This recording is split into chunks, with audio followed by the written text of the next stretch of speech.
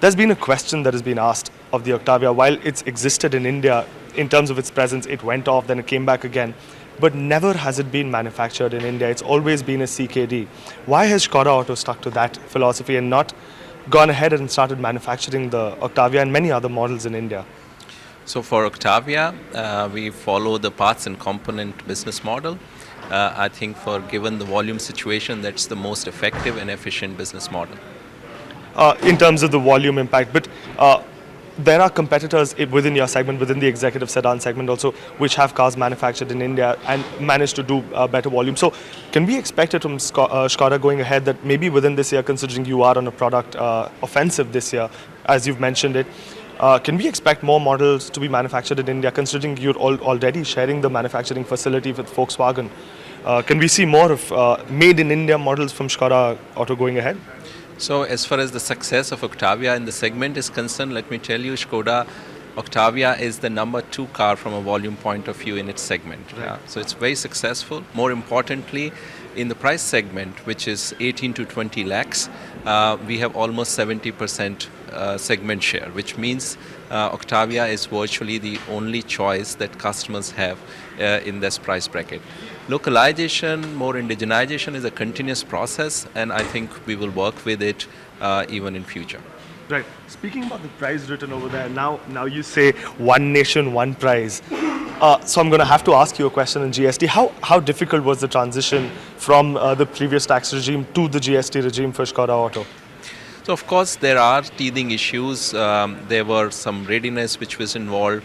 We are still in the early phase of GST implementation, and we will see maybe some difficulties. But I think overall it's a great and progressive step for the country. Yeah? And I see it in many ways. One is that we will have more transparency and more uniform tax regime. I also see it from the point of view that we will be able to communicate such things like one price for the whole country, and we will not have a really big fluctuation. There is logistics which are going to get easier, and so on and so forth. So I think it's a great step, and benefits are yet to be seen because it just started. Benefits are yet to be seen, but you said that there would be some difficulties in the initial stage. Could you take us through some of the ironing points that we need initially? I think they are mostly related with some operational clarities, etc.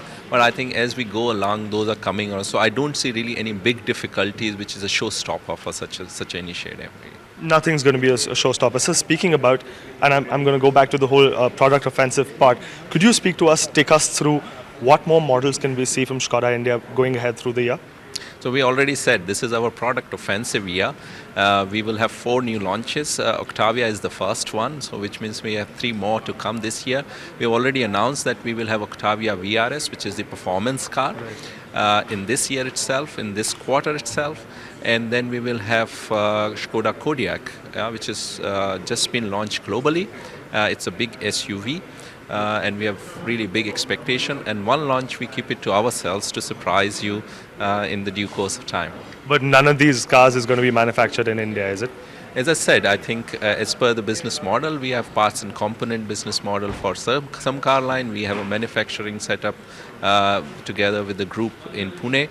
So whatever it fits, I think it will come according to that.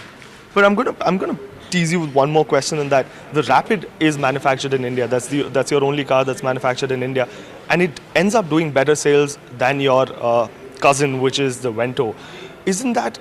Wasn't that motivation enough for Skoda to maybe take that chance with the Octavia this time around? As I said, I think it has to fit to the volume and the market potential to that extent. And as I said, it is not a problem. The localization for us is not a problem, but I think it goes hand in hand with the overall volume option and what fits to the right business model. And at this moment, I think parts and component is a right business model for Octavia. Right. My last question to you would be about the volume demand. Over the past year or so, apart from the Rapid, sales for all of other Skoda's products have been on a decline. They've been on a gradual decline. So my last question to you would be about this. How does Skoda Auto see ending this year? Do we see a sales growth coming in this year? Could you give us a sales target therein? What sort of a sales growth, double digits in terms of models, numbers, if you could talk to us? So, first and foremost is that the first 6 months of this year, where we had no new launches, we have grown by 15% already. Yeah, for the full year, we have a growth plan of more than 30%, which means in the second half, we will have a growth of close to 45%. So that clearly shows that I think we are on a strong footing with both our product plans, also the acceptance from the customer for our new strategy, also some of the initiative on the digital side or improving the cost of ownership side are starting to pay off.